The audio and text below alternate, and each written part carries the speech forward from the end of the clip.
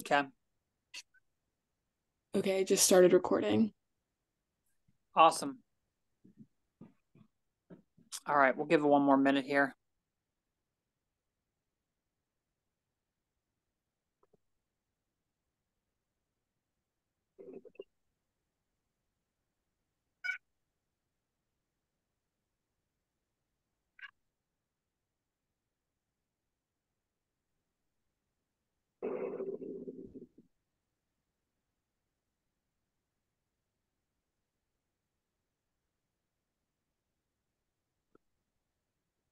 Mute it. What? Mute it.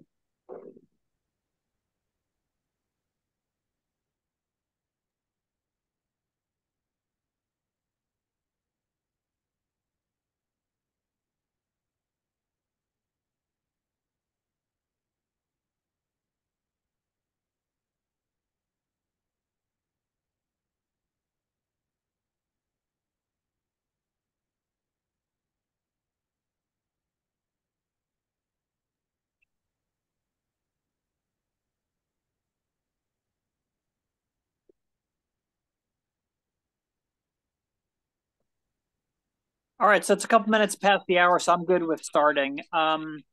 So appreciate everybody for connecting for the second installment of the Unity Band speaker series.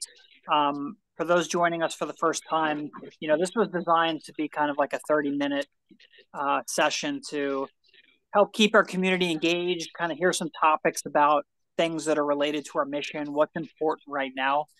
So thanks for joining the call. We're excited about the speaker series and just bringing in like diverse thought and being able to share ideas.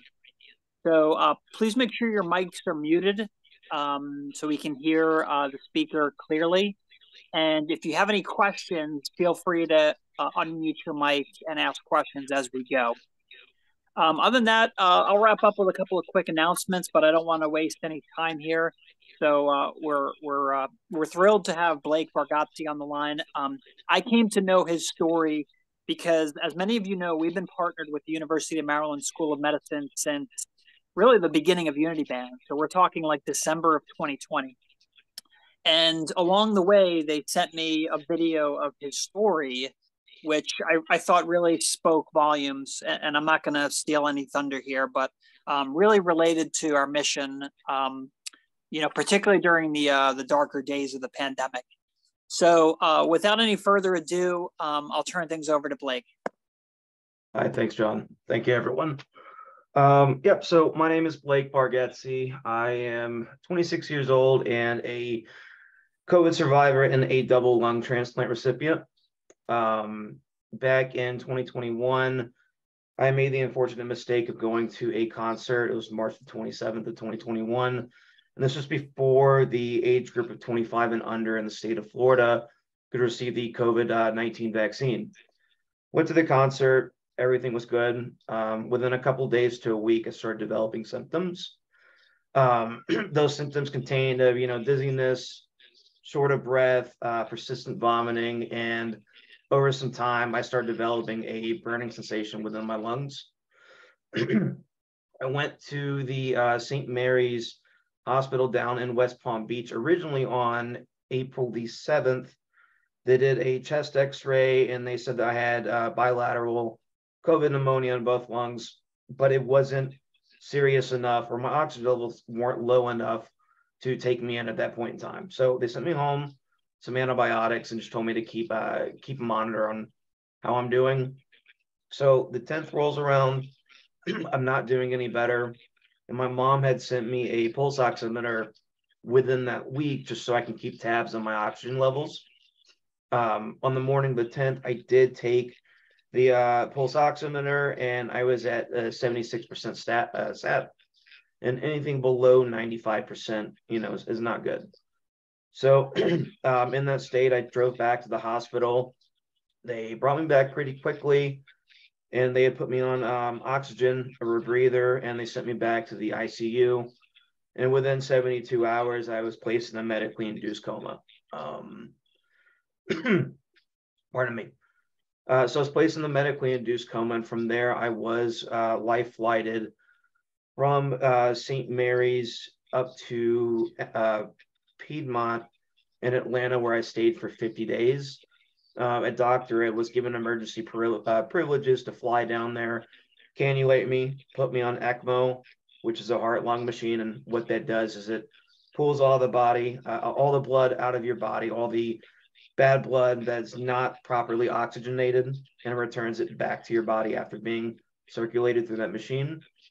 So during that time in Atlanta, I was still in a medically induced coma. I remained there for 50 days, but I was in a coma for about a month and a half in total. I had arrested twice on Mother's Day. My heart stopped while my mom was in the room.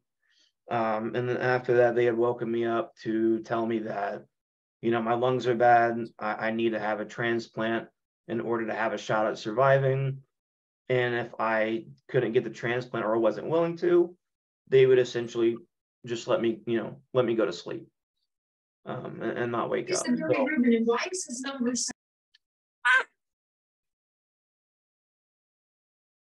Okay, sorry. So I did opt to go for the transplant.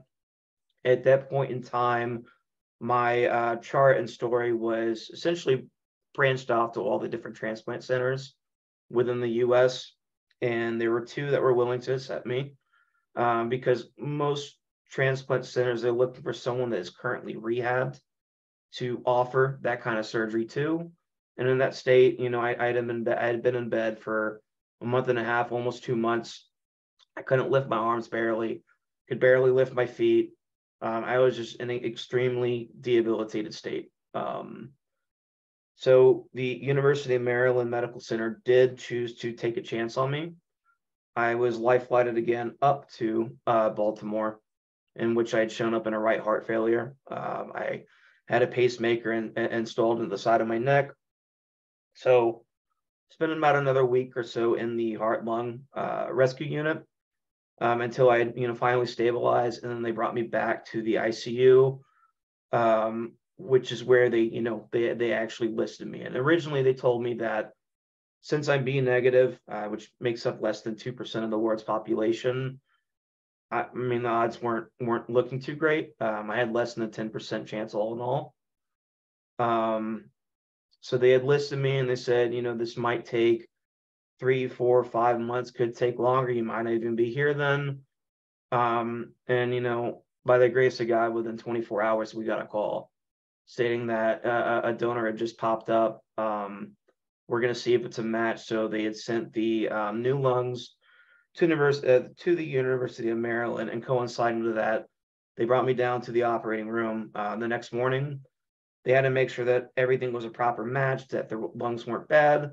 And after, deciding that they were a proper fit, I spent about 9 hours on the table, losing around 10 pints of blood. Shortly after, they brought me back, and I spent about another month in the ICU, where I had to learn essentially how to breathe on my own all over again.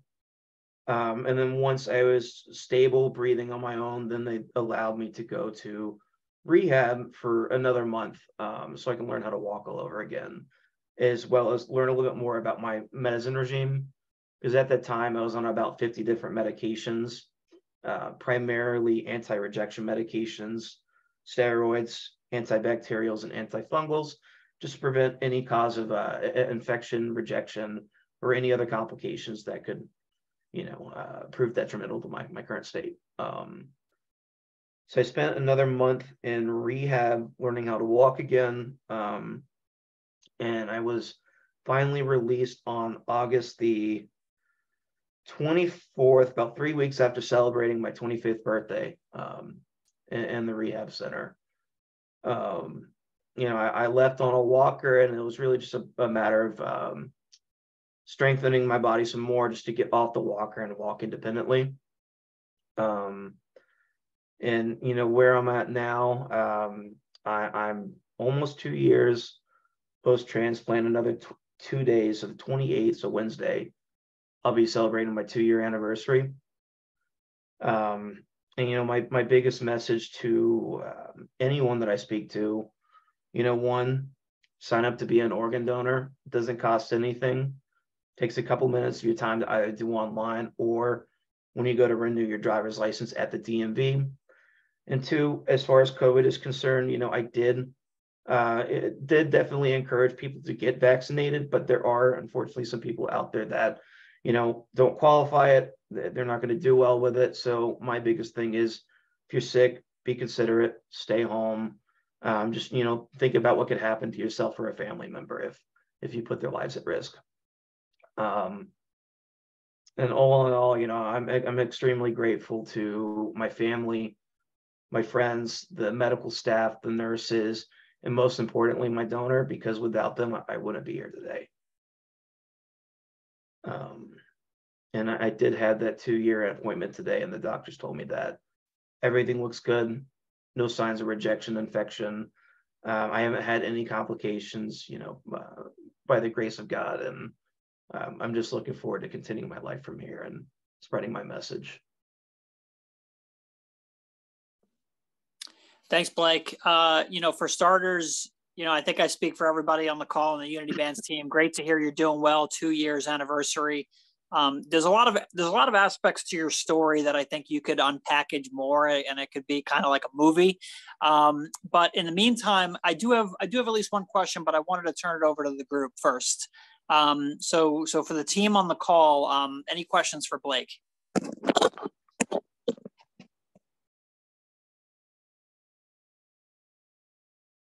Well, first off, I just want to say congrats on things going well.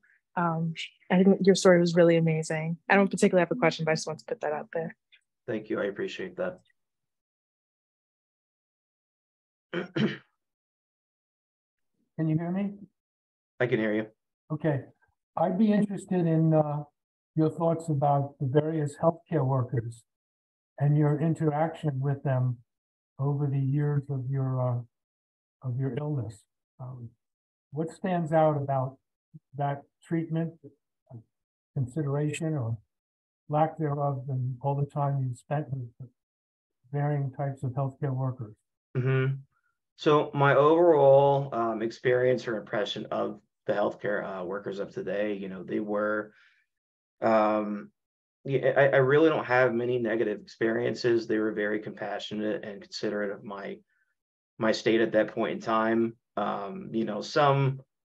Some of their bedside manners are a little bit better than others, but outside of that, they're doing their job. They're dealing with a lot of stuff that's coming in from day to day. And as long as they're willing to find that common ground between what they need to do within their career, as well as the needs or the feelings of the patient, then they're doing a great job all in all. As long as you can, keep that fine line between the two, and keep that fine line between the two, and not to the point where it's my way or the highway, which, some of the physical therapy workers, I wouldn't say it was a negative experience, but some of them, like, if I'm in a lot of pain, they'd continue to push me to do something. And there were just some days where I was for it, some days like I couldn't. And the ones that offered me a different option, really made the world, it made my experience a lot better. So that's my thoughts on that. Can I ask a question? Sure. Sure. I was just wondering, did you have any pre-existing conditions? I did not. So I was not a smoker. I did not have asthma. I did not have COPD, no cystic fibrosis. I had just gotten really sick at the time that I had fallen ill. At any point were you on a respirator? Because I didn't hear you articulate that. I was on a ventilator for almost 4 months. Oh, okay. Wow. You really are a miracle. Yeah, I was on the ventilator for almost 4 months, and I was on ECMO for 9 weeks. Well, congratulations. It's been a long road for you. Thank you.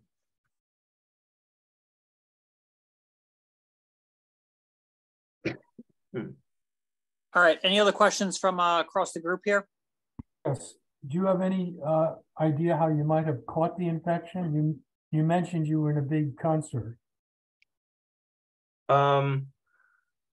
The doctor said that it would have been considered essentially like a full viral load. So, someone's either right in my face and they're sick, or multiple people were sick. It was really just a luck of the draw. It's interesting to see how these different variants will impact certain people, because back in 2020, my brother had gotten COVID. I was around him all week and I didn't know he was sick until after he tested positive. I never got sick. But it wasn't until Delta rolled around in 2021 that, I'd gotten sick for the first time, and, it almost took my life. And coincidentally enough, in, what was it? 2021, the Christmas of 2021, my family had flown up to Baltimore to be with me for that week for Christmas. And everyone came up together except my brother. My brother took a different flight. He flew up and he actually had the Omicron variant, and we didn't know. And he got everyone else sick, but I didn't get sick. And the doctors, their theory on that was either, I still had a lot of the antibodies from when I was sick is still in my system that could have prevented me from catching it, or I was just immune to that particular variant in general. So it's interesting how different variants will affect different people differently, and the symptoms among them.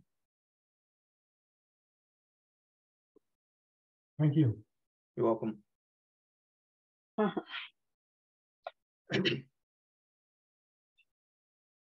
Thank you for taking the time to speak with us today, Blake. I just had one question. Given that you got sick near the peak of the virus and you had a journey through more or less the entire healthcare system, do you have any thoughts on any ways we could be better prepared the next time around to insulate ourselves from a future similar pandemic?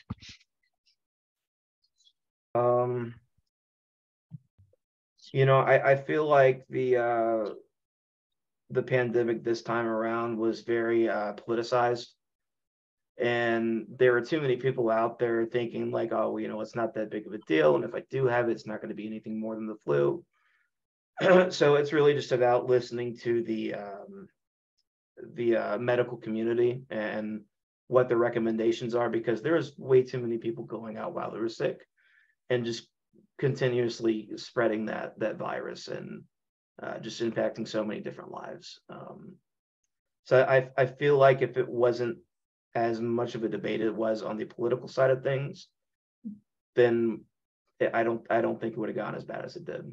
But that's just my opinion. Got it. Thank you for your answer. You're welcome.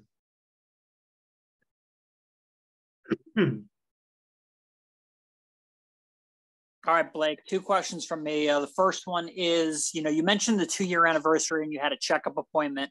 Did that occur down in Florida, or was that up here in Maryland? No, I'm living in Atlanta now. So I had my care transferred from the University of Maryland Medical Center down to Emory of Atlanta. So I got up this morning, drove about an hour downtown, and I spent half my day at the Emory Clinic. Gotcha. And then you mentioned like the 30-day window of a coma. I'm pretty interested in that time frame. So do you recollect like anything during that time frame, or what was it like once you woke up?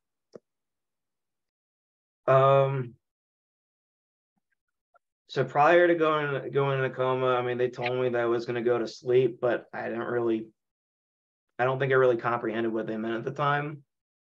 And then I just had, I would like to say like I just went to sleep and that was it. But, I actually dreamt a lot during that time. And unfortunately, a lot of them were nightmares. And I just felt subconsciously that a lot of them revolved around the fact that I was sick, because in every single one of them, I knew I was sick.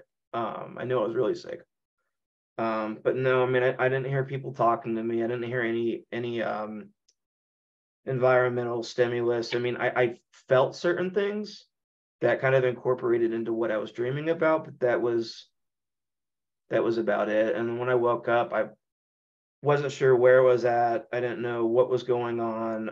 Every time they would try to bring me out of the coma, I would go into a panic attack, just because, waking up in an environment where you can't move, you can't talk, having all sorts of things strapped to you. I mean, it's kind of traumatic. Gotcha. Okay. Yeah. Appreciate you reflecting on that a little. Okay. Last call from the team. All right, Blake. Again, over the last month or so, I know you and I started chatting on Facebook, and then it's great to see you're doing well, and appreciate you joining the speaker series here and sharing your story.